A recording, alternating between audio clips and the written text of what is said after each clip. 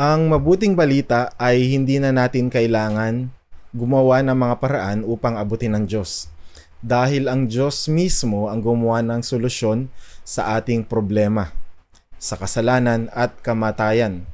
Si Kristo, ang anak ng Diyos, ay ipinanganak, nabuhay, namatay para sa ating mga kasalanan at muling nabuhay upang ang lahat ng sumampalataya sa Kanya ay maliligtas at magkakaroon ng buhay na walang hanggan. Ito ang tamang relasyon sa Diyos. Sa pamamagitan ni Hesukristo, nagkaroon ulit tayo ng koneksyon at relasyon sa ating Diyos. Si Jesus ang naging daan o tulay para sa atin, mga tao na makasalanan, papunta sa kabanalan ng Diyos.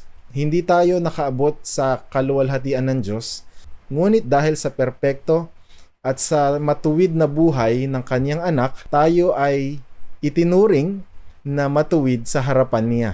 Ang mabuting balita ay si Kristo ay namatay para sa ating katatayuan. Siya ang nagbayad ng ating kasalanan at anumang pagkakautang natin sa Diyos na hindi natin maipagkaloob ay ginawan na ng paraan ni Jesus sa pamamagitan ng kanyang kamatayan. Tayo ay ibinilang ng mga anak ng Diyos kung si Kristo ay ating pinanampalatayanan.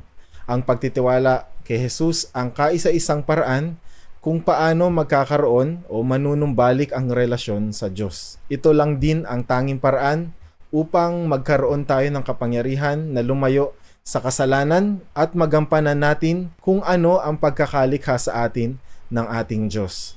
Ang mabuting balita ay mayroon tayong buhay na walang hanggan kasama ng ating Panginoon. Ang mabuting balita ay pagkakaroon ng mga biyaya ng Diyos at pagpapala at pagbabalik loob sa kaniyang presensya. Ang mabuting balita ay ang pagwawaksi ng galit ng Diyos sa atin maliban kay Hesukristo. Wala nang iba pang bagay o paraan kung paano magkakaroon ng relasyon ang tao sa Diyos. Kaya dapat sa isang tao ay tumalikod sa kanyang kasalanan at manumbalik sa Diyos sa pamamagitan ng pananampalataya kay Kristo. Ito ang dakilang biyaya ng Diyos sa bawat isa na inihanda niya para sa atin.